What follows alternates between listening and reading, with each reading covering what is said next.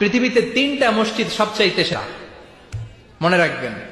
Islamic general knowledge, এটা Islamic সাধারণ জ্ঞান। পৃথিবীতে 3টা মসজিদ সবচাইতে সেরা। কয়টা? 1 নম্বর হচ্ছে মসজিদুল আকসা। মসজিদের নাম কি? মেরাজের রাত্রিতে বিশ্বনবী ওই মসজিদটা ভ্রমণ করেছিলেন এবং বিশ্বনবী বলেছেন, খবরদার, স্পেশাল সওয়াবের নিয়তে, বিশেষ সওয়াব পাওয়া যাবে এই নিয়তে পৃথিবীর 3টা মসজিদ ছাড়া আর কোন মসজিদে সফর করা জায়েজ।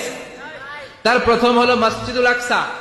এই মসজিদুল আকসার ভেতরে 1 রাকাত নামাজ পড়লে 500 রাকাতের সওয়াব দেয় কে?